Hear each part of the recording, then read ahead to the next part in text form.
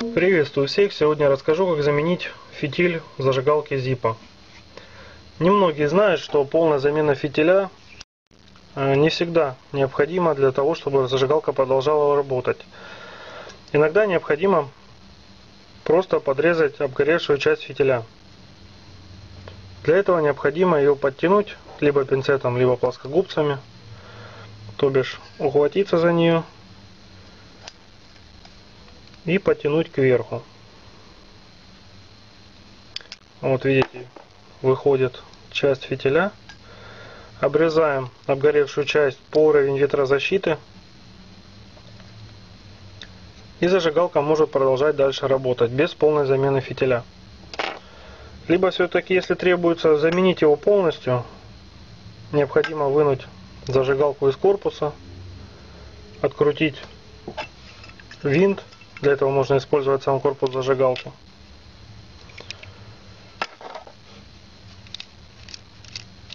Откручиваем винт. Вынимаем войлочную прокладку. Как видно, здесь набита вата. Ее тоже необходимо вытащить.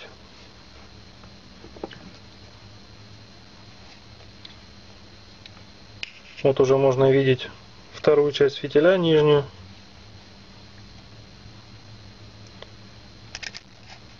Полностью вынимаем вату и фитиль. Как видите, фитиль довольно длинный. Его менять стоит, когда его остается менее сантиметров приблизительно 5. То бишь, если он длиннее, зажигалка еще будет работать, в принципе, нормально. Если у вас он короче, то стоит его все-таки заменить на полный. Далее берем фитиль. Продаются они в такой упаковке. Это фирменные фитили Zippo. Стоят они от 50 до 100 рублей, в зависимости от того, где вы их приобретаете. Фитиль находится в бумажной упаковке и под герметичной вакуумной пленкой. Сделано это для того, чтобы фитиль не намокал от влаги при перевозках и хранении. Для лучшей сохранности. Так как у нас фитиль больше 5 сантиметров, новый фитиль ставить не будем. Вернем этот фитиль обратно. В кассете видно отверстие, в котором был фитиль.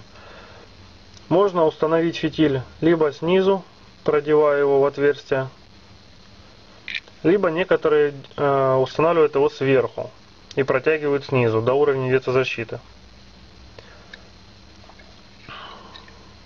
Мы устанавливаем его снизу. Необходимо попасть в отверстие. Некоторых с первого раза может не получиться. Немножко проворачивая его, как бы ввинчиваем в это отверстие, если что-то мешает. И он без проблем проходит. Дальше устанавливаем его так, чтобы он по длине был на уровне ветрозащиты, чтобы не пришлось потом обрезать его. Зажимаем пальцем к краю корпуса, чтобы при установке ваты, когда вата будет тянуть за собой фитиль, он не вылез больше, чем положено.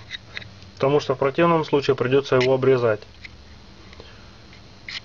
Теперь обратно засовываем вату. Стараемся прокладывать вату, точнее фитиль в вате так, чтобы он как можно меньше касался металлических частей, так как поверхность прилегания к металлической части не будет впитывать бензин, которым вы заправляете зажигалку. Но это не критично. На фитилях Zippo показано, как лучше проводить фитиль. То бишь он проводится змейкой. Далее отгибаем фитиль и прокладываем ватный тампончик. Нужно с необходимым усилием утрамбовать вату в корпусе, чтобы она была плотнее. Далее в другую сторону отгибаем фитиль и устанавливаем, точнее засовываем следующий ватный тампончик.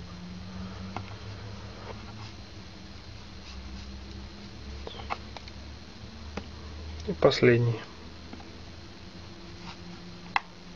Не стоит бояться за корпус, за то, что он выпадет, либо его как-то повредить, и он довольно надежно проклеен, поэтому можно не стесняться утрамбовывать там вату.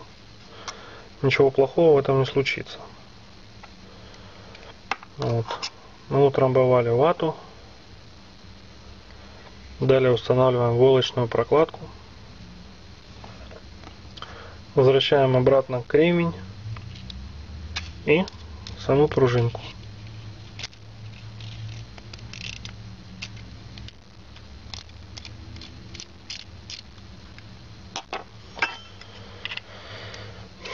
Далее устанавливаем корпус зажигалку. Все, зажигалка готова к работе.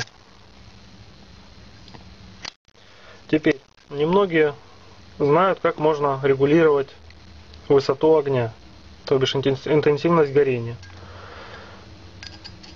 Для того, чтобы увеличить пламя, высоту пламени, необходимо двигать фитиль, пододвинуть его просто отверткой, либо также можно рукой пододвинуть к крышке.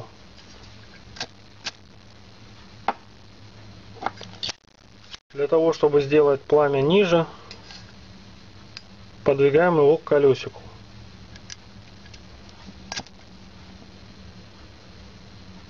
Для того, чтобы прикурить сигарету, в принципе, вполне хватает. Для использования трюков, точнее в трюках, фитиль чаще всего просто устанавливают посередине. Так он лучше загорается и достаточная высота пламени для того, чтобы показывать разные трюки. Все, процедуры с фитилем мы закончили, зажигалкой можно пользоваться. Спасибо за внимание.